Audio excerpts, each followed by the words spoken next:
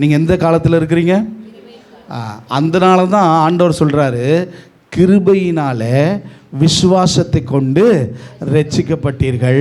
இது உங்களால் உண்டானதல்ல, இது தேவனுடைய ஈவு. இப்போ சொல்லுங்கள், பக்கத்தில் இருக்கிறவங்கள பார்த்து சொல்லுங்கள், எப்பா நீ கிருபையின் காலத்தில் இருக்கிற, இந்த கிருபையின் காலத்தில் இருக்கிற உனக்கு தேவன் சபைக்கு சொல்லுகிறது என்னன்னா, கிருபையினாலே விசுவாசத்தை கொண்டு நீ ரட்சிக்கப்பட்டிருக்கிற, இது தேவனுடைய ஈவுப்பா. பெற்றுக்கொண்ட ரட்சிப்பை அற்பமாய் எண்ணாதீங்க. தேவன் கொடுத்த கிருபையை அற்பமாக எண்ணாதீங்க. இப்போ நான் சொல்லி அந்த காலத்தை முடிக்கிறதுக்குள்ளே உங்களுக்குள்ள ஒரு பயம் உண்டாகும் நான் விசுவாசிக்கிறேன். தேவனை குறித்த பயம், கிருபையை குறித்த தெளிவு உங்களுக்கு உண்டாகும். கிருபையை குறித்த புரிதல் உங்களுக்கு உண்டாகும் நான் விசுவாசிக்கிறேன். எத்தனை பேர் விசுவாசிக்கிறீங்க? ஒரு ஆமேன் சொல்லுங்களேன். ஹல்லேலூயா. இன்னைக்கு கிருபை கிருபை கிருபைன்னா நம்ம என்ன நினச்சிடறோம்? போகிறது கிருபை, வாழ்கிறது கிருபை, விழுந்தா கிருபை, எழுந்துச்சா கிருபை. அதனால் கிருபையினுடைய மகத்துவம் என்ன, கிருபையினுடைய முக்கியத்துவம் என்ன, கிருபையினுடைய உங்க வாழ்க்கையின் பங்கு என்ன, கிருபை என்பதனுடைய வார்த்தையினுடைய அர்த்தம் என்னன்னே தெரியாம போச்சு. ஏன் தெரியுமா? தொட்ட தொண்ணூறுக்கெல்லாம் கிருபை கிருபைன்னு அடிச்சு விடுறதுனால. உண்மையான கிருபை என்ன தெரியுமா? கிருபையின் நாட்களில் வாழுகிற நீங்கள் அதை அறியாம தேவனை விசுவாசிக்கிறதுல ஒரு பிரயோஜனமும் இல்லை. ஒரு முழுமையான ரட்சிப்பு பெற்றுக்கொள்ளவே முடியாது. தேவன் எனக்காக உங்களுக்காக என்ன செஞ்சு வச்சிருக்கிறாருன்றத வசனத்தின் அடிப்படையில் நான் காண்பிக்கிறேன். அதுக்கப்புறம் உங்கள் வாழ்க்கை பாதம் மாறட்டும், உங்கள் பார்வை மாறட்டும் கிருபையை குறித்து. ஆமேன். ஹல்லேலூயா. ஒரு ஆமேன் சொல்லுங்களேன். எடுக்க வேணாம், நானே பேசுகிறேன், நானே வசனத்தை சொல்லிடுறேன். தானியேல் 9வது அதிகாரம் 24வது வசனம். தானியேல் 9:24 நான் வாசிக்கிறேன். மீறுதலை தவிர்க்கிறதற்கும் பாவத்தை தொலைக்கிறதற்கும் தரிசனத்தையும் தீர்க்க தரிசனத்தையும் முந்திருக்கிறதற்கும் மகா பரிசுத்தம் உள்ளவரை. யார் மகா பரிசுத்தம் உள்ளவர்? ஆண்டவராகிய. சத்தமா சொல்லுங்க, யார் மகா பரிசுத்தர்? யார் மகா பரிசுத்தர்? தானியேல் தீர்க்க தரிசன புத்தகம் சொல்லுது, பழைய ஏற்பாடு சொல்லுது, இயேசு பிறப்பதற்கு பல பல பல பல பல பல ஆண்டுகளுக்கு முன்னாடி தீர்க்க தரிசனம் உரைக்கிறது. என்ன தெரியுமா சொல்கிறது? மகா பரிசுத்தரை அபிஷேகம் பண்ணுகிறதற்கும். அப்படின்னு என்ன தெரியுமா? இயேசுவாகிய கிறிஸ்து இயேசுவை ராஜாவாய் அபிஷேகம் பண்ணுகிறதற்கும் அர்த்தம். மகா பரிசுத்தம் உள்ளவரை அபிஷேகம் பண்ணுகிறதற்கும் உன் ஜனத்தின் மேலுள்ள பரிசுத்த நகரத்தின் மேல். அந்த பரிசுத்த நகரத்தின் மேல்னா எது தெரியுமா? எருசலேம் 70 வாரங்கள் செல்லும்படி குறிக்கப்பட்டிருக்கிறது. 70 வாரங்கள் செல்லுமா? இப்போ நேரம் இங்கே வரேன். 70 வாரம், ஒரு வாரம் அப்படின்னா 7 வருஷம். இங்கே எத்தனை வாரம்னு போட்டிருக்கு? 70 வாரம் தானே போட்டிருக்கு. நீங்கள் ஏன் ஒரு வாரம்னு சொல்கிறீங்கன்னா, யூத நாள்காட்டியின் பிரகாரம், ஆமேன், யூத நாள்காட்டியின் பிரகாரம், யூத கால அட்டவணையின் பிரகாரம் ஒரு வாரம் என்று சொன்னால் 7 வருடம். எத்தனை பேருக்கு புரிஞ்சிச்சு? ஒரு ஆமேன் சொல்லுங்க, ஒரு அல்லேலூயா சொல்லுங்க. ஒரு வாரம் என்று சொன்னால் 7 வருடம். இப்போ இங்கே தானியேல் சொல்கிறாரு என்னன்னா, ராஜாவை அபிஷேகம் பண்ணுவதற்கு எத்தனை வாரமா? 70 வாரம். அப்போ 70 × 7 490 வருஷம். 490 வருஷத்தில் இயேசு ராஜாவை அபிஷேகம் பண்ண வேண்டும். இப்போ ஒரு கேள்வி, பாஸ்டர் 490 வருஷம்னு சொல்றீங்க, கிமுன்னு சொல்றோம், அதுல நிறைய ஆண்டு இருந்திருக்கு. கிபின்னு சொல்றீங்க, அதுல நிறைய ஆண்டு இருக்கு. இப்போ நம்ம வாழ்கிறதே கிபி 2026, 490 வருஷம் தானே. அப்போ பைபிள் பொய்யா? அப்படின்னா பைபிள் பொய்யா இல்லை. கிருபை எதுன்றதை நீங்கள் புரிஞ்சுக்கோங்க. நல்லா கவனிங்க, நல்லா கவனிங்க. அன்பு தேவ பிள்ளைகளை, சின்ன பிள்ளைங்க எல்லாம் கவனிங்க. ஆமென், அல்லேலூயா. இங்கே ஒரு வாரம்னாலே 7 வருடம். இங்கே 70 வாரம்னு சொன்னால் 70 × 7 490 வருஷம். பாஸ்டர், எந்த வருட துவக்கத்திலேருந்து, எந்த சம்பவ துவக்கத்திலேருந்து அந்த அபிஷேகம் பண்ணுகிறாங்கல்ல ராஜாவை 1000 வருட ஆளுகையில், இந்த 490 வருஷம். அப்போ அதுக்கு முன்னாடி 490 வருஷம் எதுலேருந்து ஆரம்பிக்கும் அப்படின்னா அதுவும் தெளிவாக சொல்லப்பட்டிருக்கு. 9:25 பார்க்க முடியும். இப்போதும் நீ அறிந்து உணர்ந்து கொள்ள வேண்டியது என்னவென்றால், எருசலேமை திரும்ப எடுப்பித்து கட்டுகிறதற்கான கட்டளை வெளியாக்கப்படுவது முதல், கரங்களை தட்டி கர்த்தருடைய நாமத்தை, தீர்க்க தரிசனம் துல்லியமா என்னைக்கு இடிக்கப்பட்ட தேவனுடைய ஆலயம் கட்டப்படுமோ, அதற்கென்று கட்டப்படுவதற்கென்று கட்டளை வெளியாக்கப்படுமோ, அன்னிலிருந்து 490 வருஷமா. என்னிலிருந்து அப்போ ஸ்டார்டிங் ஏரியா இங்கேருந்து 490 வருஷத்தில் இயேசு 1000 வருட ஆளுகையில் அவர் ராஜாவாய் அபிஷேகம் பண்ணப்பட வேண்டும். இங்கேருந்து இங்கே வரைக்கும். ஓகேவா? அப்போ இந்த துவக்கம் என்ன சொல்லப்பட்டிருக்குன்னா, இங்கே அழகாக சொல்லப்பட்டிருக்கு பாருங்க. எருசலேமை திரும்ப எடுப்பித்து கட்டுகிறதற்கான கட்டளை வெளியான நாள் முதல், இங்கே ஆரம்பித்ததுலேருந்து இங்கே 490. ஒரு ஆமேன்னு சொல்லுங்களேன். எப்போ கட்டளை வெளியானது? கட்டளை வெளியானதுலேருந்து சரியாக இருக்கா? கணக்கு கரெக்டாக வருதா? ஏதோ இடிக்குதே. ஆமேன். அடுத்த வசனத்தை வாசிக்க முடியும். அப்போது பாருங்கள், கட்டுகிறதற்கு கட்டளை வெளியாக்கப்பட்டது முதல் பிரபுவாகிய மெசியா வரும் மட்டும் 7 வாரமும் 62 வாரமும். எத்தனை? 7 வாரம் 62 வாரம். எத்தனை வருஷம் ஆச்சு? 483 வருஷம் ஆச்சு. சரியா? வசன வார்த்தை சொல்லுது, ஃபஸ்ட்டு 70 எதுலேருந்து எது வரைக்கும்? வெளியான நாள் முதல், கட்டளை பிறப்பிக்க வெளியான நாள் முதல் அபிஷேகம் பண்ணப்படுகிற வரைக்கும் 70 வாரம். அப்படின்னா 70 × 7 490 வருடம். சரியா? இங்கே அடுத்த வசனம் சொல்லுது 7 + 7 வாரம் + 62 வாரம், அப்போ 69 வாரம். எங்கே? மெசியா வரும் மட்டும். மெசியா எங்கே வந்தார்? இங்கே வந்தார். புரியுதா? இந்த இடத்துல மெசியா வந்திருக்காரா? இந்த பூமியில் பிறந்தாரா? ஆமென், அல்லேலூயா.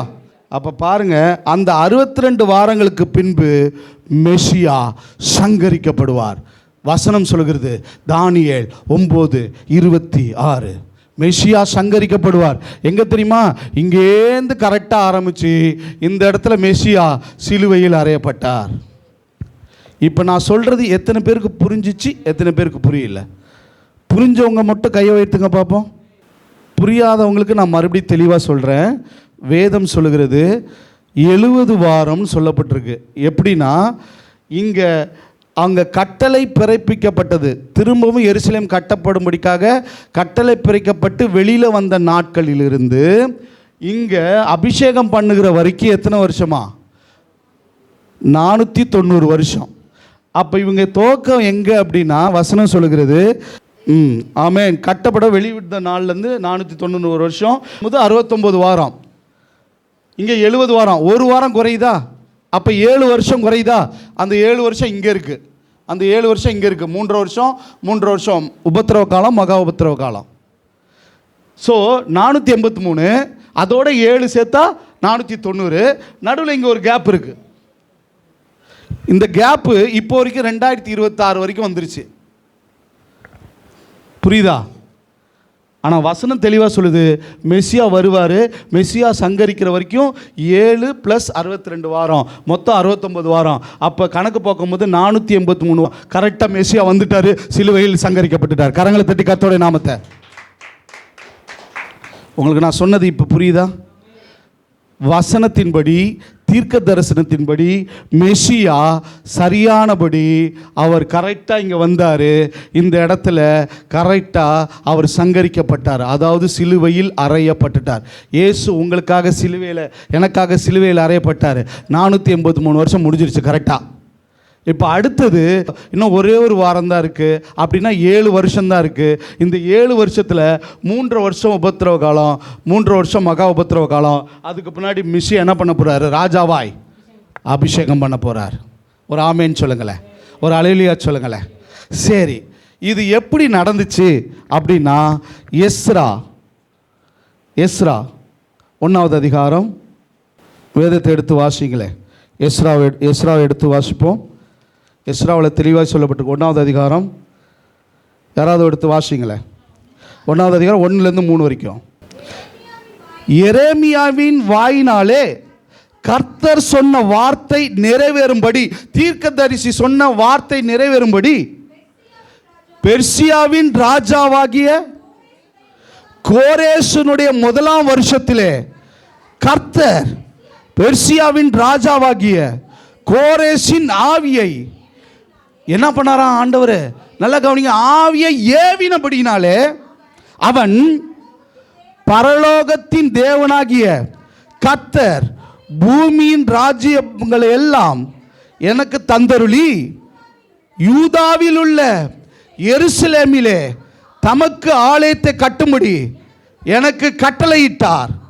அவருடைய ஜனங்கள் எல்லாரிலும் எவன் உங்களுக்குள் இருக்கிறானோ அவனோடு அவனுடைய தேவன் இருப்பாராக. அவன் யூதாவில் உள்ள எருசலேமுக்கு போய் இஸ்ரவேல் தேவாலயத்தை கர்த்தருடைய ஆலயத்தை கட்ட கடவன். எருசலேமில் வாசம் பண்ணுகிற தேவனே தேவன். கரங்களை தட்டி. இங்க ஆரம்பிச்சது எங்க தெரியுமா? கட்டளை. எங்க வெளிவந்தாங்கன்னு இப்ப புரியுதா? இங்க ஆரம்பிச்சதுலேருந்து 70 வாரம் 490 வருஷம் மெசியா அபிஷேகம் பண்ணப்படணும் ராஜாவா. அதே தானியேலில் சொல்லப்பட்டிருக்கு. இங்கே ஆரம்பித்து அபிஷேகம் பண்ணப்படுறதுக்கு முன்னாடி மெசியா 7 + 62 69 வாரத்தில் சங்கரிக்கப்படணும். வசனம் தீர்க்க தரிசனம் கரெக்டாக நிறைவேறிச்சு. இது பொய் கிடையாதுங்க, இது ஹிஸ்ட்ரி. இதுக்கு முன்னாடி ஒரு காரியம் உங்களுக்கு சொல்கிறேன். ஏன் கட்டப்படணும் அப்படின்னு பெர்சியா ராஜா அமிச்சானா நல்லா புரிஞ்சுக்கோங்க. இஸ்ரவேல் கோத்திரம் எத்தனை கோத்திரம்? 12 கோத்திரம். இந்த 12 கோத்திரமும் சவுல், தாவீது, இந்த காலங்கள்லாம் நல்லபடியாக சாலமோன், இந்த காலங்கள்லாம் என்னாச்சு? 12 கோத்திரமும் ஒன்றா தான் இருந்துச்சு. ஆமேன்னு சொல்லுங்களேன். ஒரு அல்லேலூயா சொல்லுங்களேன். அல்லேலூயா. இந்த கோத்திரம்லாம் எப்படி இருந்துச்சு? ஒன்றாக தான் இருந்துச்சு. இப்போ என்னாச்சுன்னா சாலமோனுடைய மகன் ரெபெயாமேல்னு சொல்லிட்டு ஒருத்தர் இருக்கிறார்கள்ல, அவர் வரும்போது என்ன நடந்துச்சு அப்படின்னா அந்த கோத்திரம் பிரிஞ்சிச்சு. 10 கோத்திரம் ஒன்றாவும் 2 கோத்திரம் தனியாகவும் பிரிஞ்சிச்சு. இந்த 10 கோத்திரம் இஸ்ரவேல்னும் இந்த 2 கோத்திரம் யூதான்னு என்ன பண்ணுச்சு? பிரிஞ்சிச்சு. ஆமேன். இந்த 10 கோத்திரத்தை அசிரியர்கள் என்ன பண்ணாங்க? சிறைப்படுத்திட்டு போனாங்க. சரியா? இந்த 2 கோத்திரம் இருக்குது பாருங்கள், யூதா 2 கோத்திரம். இந்த 2 கோத்திரத்தை பாபிலோன் அடிமையாக்கி சிறை பிடிச்சிட்டு போனாங்க. இப்போ இவர்கள்லாம் எங்கே இருக்கிறாங்க? தேவனுடைய ஜனம் யூதா பாபிலோனில் அடிமையாக இருக்குது. அந்த பாபிலோனில் இருந்த ராஜாவுனுடைய இருதயத்தை தேவன் ஏவி அவர்களை எருசலேமில் யூதாவில் போய் எருசலேமில் தேவாலயத்தை கட்ட சொல்லி அவர் வெளியிட்ட நாள் முதல், அதை தான் தானியேலில் நான் வாச்சேன். அந்த நாள் முதல் 70 வாரம் மெசியா ராஜாவாய் அபிஷேகம் பண்ணப்படணும். எத்தனை பேருக்கு இப்போ புரிஞ்சிச்சு? ஒரு ஆமேன்னு சொல்லுங்களேன். கரெக்டாக அதிலிருந்து 7 + 62 69 வாரம், அதாவது 483 வருஷம் மெசியா கரெக்டாக இங்கே வந்து சங்கரிக்கப்படணும். கரெக்டாக வந்தார், சங்கரிக்கப்பட்டார். இங்கே வசன தீர்க்க தரிசனம் பிரகாரம் இங்கே தொடங்கி இங்கே வரைக்கும் எல்லாம் கரெக்ட். இப்போ 483க்கு அப்புறம் இன்னும் எத்தனை வாரம் இருக்குது? 490க்கு இந்த 7 வாரம். அதுக்கப்புறம் மெசியா சங்கரிக்கப்படணும், இது அபிஷேகம் பண்ணணும். இங்கே 3 வருஷம் 7 வருஷம் கரெக்டாக அதே போல் அவர் என்ன பண்ணுறாரு? ராஜாவாய் மீண்டு வர போகிறாரு, அபிஷேகம் பண்ணப்பட போகிறாரு. அவர் தான் ஆள போகிறார். இந்த கிருபை கிருபை கிருபைன்னு நம்ம சொல்கிறோம்ல, சும்மா பபிள் காம் மாதிரி இஷ்டத்துக்கு போட்டு மெல்றோம்ல. கிருபையின் காலம்னா என்ன தெரியுமா? கிருபைன்னா என்ன தெரியுமா? பாவிகளாய் பாவத்தின் நிமித்தம் நரகத்துக்கு போக வேண்டிய நம்மளை, புறஜாதி ஆகிய நம்மளை ரட்சித்து நம்மளுடைய மீட்டார் பாருங்கள். இதுதான் திருச்சபையின் காலம். இந்த காலம் 2026 வரைக்கும் வந்துக்கிட்டு தான் இருக்குது. இன்னும் எத்தனை காலம் வேணாலும் இருக்கலாம். ஆண்டவருடைய ரகசிய வருகை வரைக்கும் நம் கிருபையின் காலத்தில் வாழ்கிறோம். இதுதான் திருச்சபையின் காலம். தேவன் கிருபையாய் நமக்கு என்ன பண்ணார்? இந்த வாய்ப்பை கொடுத்துருக்கிறார். அன்பு தேவ பிள்ளைய, நீங்கள் திருச்சபைக்குள்ளே இருக்கிறீங்க பாருங்கள். இந்த காலம் கிருபையின் காலம். ஆமென், அல்லேலூயா. பாவிகளை மன்னிக்கிறாரு, சாபங்களை போக்குறாரு. கிருபையினாலே அவர் மேலே நீங்கள் விசுவாசம் வச்சா மட்டும் போதும், ரட்சிப்பை கொடுக்குறாரு. பாவத்தின் சம்பளம் மரணம் என்ற நிலையிலிருந்து என்ன அவரோடு கூட ஆளுகை செய்ய வைக்கிறார். அதுதான் கிருபை. அவரோடு கூட நான் ராஜாக்களாகவும் ஆசாரியராகவும் என்ன பண்ண போகிறேன்? ஆளுகை செய்ய போகிறேன், அபிஷேகம் பண்ணப்பட போகிறேன். சங்கரிக்கப்பட்டார். உபத்திரவ காலத்தில் நம்மளை தப்பிக்கிறாரு, மகா உபத்திரவ காலத்திலையும் நம்மளை தப்பிச்சிருக்கிறாரு. இந்த எல்லாத்தையும் முடித்து நமக்கு ஆளுகையிலையும் பங்கு கொடுக்குறாரு. இது எல்லாமே இந்த கிருபையின் நாட்களில் வாழ்கிற நமக்கு இலவசமாய் கர்த்தர் கொடுத்த கிருபை. கரங்களை தட்டி கர்த்தருடைய நாமத்தை. இந்த கிருபை எது மூலமா கிடைச்சிச்சு தெரியுமா?